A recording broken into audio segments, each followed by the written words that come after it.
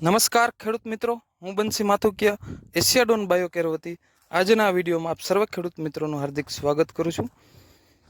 ખેડૂત મિત્રો, આજે આપણે ચર્ચા કરવાની છે ઘઉંમાં હાર્વેસ્ટર હાલી ગયા પછી ઘણા ખેડૂત મિત્રો એને સળગાવી દેતા હોય છે. ઘણા ખેડૂત મિત્રોને ઉનાળુ વાવેતર નથી કરવું ને પડતર રહેવા દેવું છે, તો એના માટે એને ખાતર કરવા માટેના બે ઉપાય હોય છે, એક કેમિકલ અને એક જૈવિક. તો ઘણા ખેડૂત મિત્રો કેમિકલ વાળું કરતા હોય છે, તો કેમિકલમાં યુરિયા નાખી અને ભેજ મેન્ટેન કરતા હોય છે, તો એમાં પણ ખાતર થાય છે. જેને ઓર્ગેનિક જૈવિક કરવું છે એના માટે એશિયાડોન બાયોકેરનું ડીકોડોન કરીને આવે છે, જેનો સ્પ્રે પણ કરી શકો તમે અને એને પિયતમાં ભેજ મેન્ટેન કરીને પણ આપી શકો. 30 થી 40 દિવસ પછી એને કાયદેસર ટૂંકમાં પ્રોપર ડીકમ્પોઝ થઈ જાય છે, ઓર્ગેનિક કાર્બન પણ જમીનમાં વધે છે અને ઓર્ગેનિક ખાતર પણ થઈ જાય છે. તો આવી રીતના તમે બે તરીકે ઉપયોગ કરી શકો છો, કેમિકલ અને જૈવિક.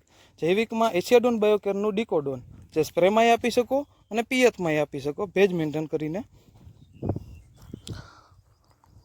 ખૂબ ખૂબ આભાર ખેડૂત મિત્રો.